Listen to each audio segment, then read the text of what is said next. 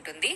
వేప పువ్వు చేదు, బాధ కలిగించే అనుభవాలు, చింతపండు పులుపు, నేర్పుగా వ్యవహరించాల్సిన పరిస్థితులు, పచ్చి మామిడికాయ ముక్కలు వగరు, కొత్త సవాళ్లు ఎదుర్కోవడానికి, కారమేమో సహనం కోల్పోయినట్లు చేసే పరిస్థితులు, వచ్చే పరిస్థితుల్ని మనం ఎదుర్కోవడానికి కారాన్ని మనము యూజ్ చేస్తాం. సో ఈ విధంగా ఉగాది యొక్క కంప్లీట్ చరిత్ర కానీ విశిష్టత కానీ మనం కంప్లీట్గా తెలుసుకున్నాం కదా. మీకు కంటెంట్ నచ్చినట్లయితే ప్లీజ్ లైక్ చేయండి. అండ్ ఇంకా దేని గురించి తెలుసుకుందాం అనుకుంటున్నారు, ఏ ప్లేస్ గురించి ఎక్స్ప్లోర్ చేయాలంటే కామెంట్ సెక్షన్లో తెలియచేయండి. అలాగే అందరికీ కూడా ఈ కొత్త నామ సంవత్సరం ఏదైతే ఉందో దీనికి సంబంధించి ఉగాది శుభాకాంక్షలు. ప్లీజ్ లైక్ చేయండి, సబ్స్క్రైబ్ చేసుకున్న వాళ్ళు బెల్ నోటిఫికేషన్ ఆన్ చేసి ఉంచుకోండి. అలాగే మాధురి స్వరైట్ ఇన్స్టాగ్రామ్ అకౌంట్ని ఫాలో చేయండి.